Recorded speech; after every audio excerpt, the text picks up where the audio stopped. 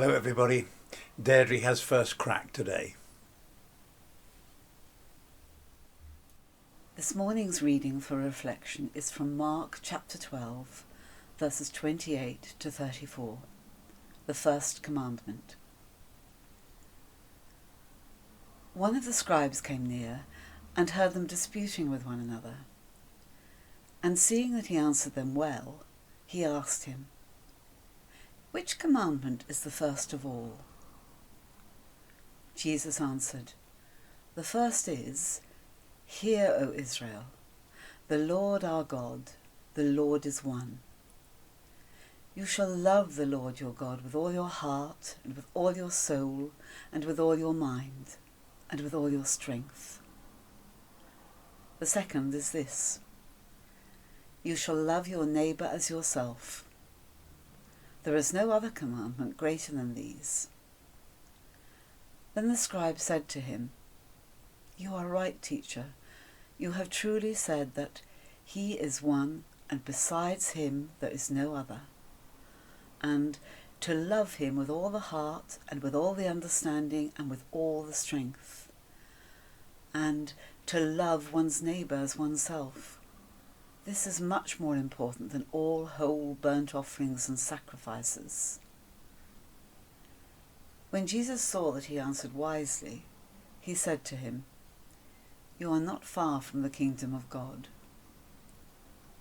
After that, no one dared to ask him any question. We so often get gospel passages in which Jesus tears the Jewish leaders off a strip for their failure to correctly interpret the scriptures and thus to understand the nature and purposes of God. So it's lovely to hear today's extract from Mark's Gospel in which Jesus praises a scribe who has impressed him with a good exposition about which commandments are the most important to keep. Jesus gives a very succinct answer to the scribe's question, or rather, two answers, inasmuch as he picks two commandments which are inseparable. We have learned elsewhere that you cannot claim to love God if you don't also love your neighbour. Jesus might have been a little more demanding of the scribe, perhaps, and said, "You tell me what they are." But he didn't. But the scribe voluntarily expands on the answer Jesus has given him and cites lessons learnt from the Old Testament prophets about the pointlessness of burnt offerings and sacrifices as a way of earning God's favour, because he knows that at the heart of everything is love. "You are not far from the kingdom of God," says Jesus. Oh, to have Jesus say that to me. We know that none of us is worthy of acceptance into the kingdom on our own merit. But even to be close, wow, that is the best we can strive towards. So many sermons, thousands upon thousands, must have been preached about this passage and about who is my neighbour and what it means to love them. It never hurts to rethink such vital elements of our faith, though, does it? I'll do a John and find 3 points, more by luck than by design. My 3 points are neighbour, self, and love. Neighbour first. Who is my neighbour? And that was the question a lawyer asked Jesus, as recorded in Luke chapter 10, verses 24 to 34. And that gave rise to the Good Samaritan story. Are we any better now at understanding the word as Jesus intended it? In society generally? Probably not. The word neighbour comes from the words near and gabur in Old English, meaning a nearby farmer. Well, that rules out most people for us here in Hitchin, doesn't it? But it then came to mean somebody who lives nearby.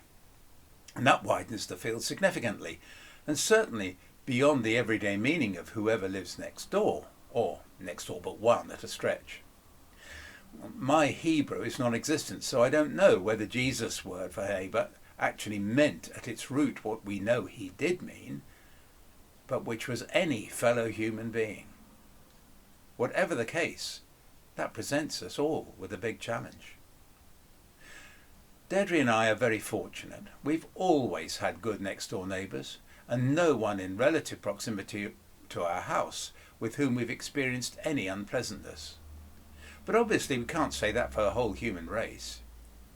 Yet we and all of us are called to love the whole human race, which means not only those we feel we want to help and support, like Afghan refugees to be topical, but the Taliban as well. When we hear about some of the actions of that latter group, it's a big thing to ask, what does loving them mean? I suppose it means not thinking vengefully about them, not giving way to the temptation to think that we do to them what they do to others. And does that mean overlooking their brutality and their denying women of their rights? Absolutely not. Does it mean that those guilty of crimes against humanity should not be brought to justice if and when that ever becomes possible? Again, absolutely not.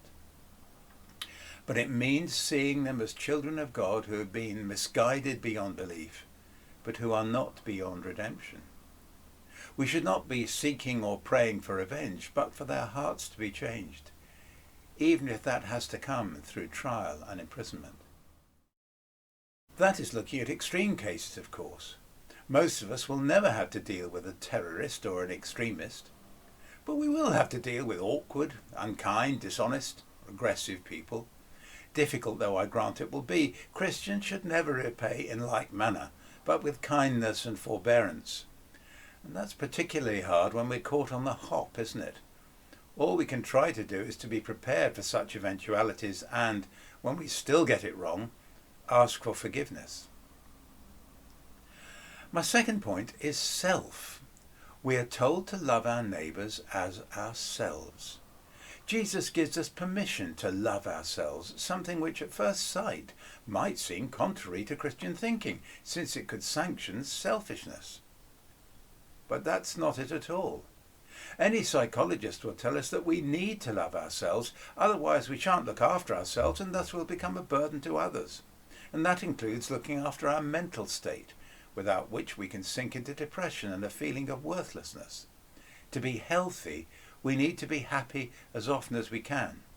We need to regularly remind ourselves that we are beloved of God, no more and no less than any of our neighbours. We are his most precious creations. Surely we can be happy in that knowledge. If we know ourselves to be God's treasure, surely we can have the confidence to safeguard that treasure for him. And finally, love. Well, you may with some justification say that I've already dealt with that. I do just want to reiterate things I've said in the past, though. We all know that there are many kinds of love. I don't need to list them. The love Jesus is talking about is not the one that generally has songs and poems written about it, or is the theme for novels and films.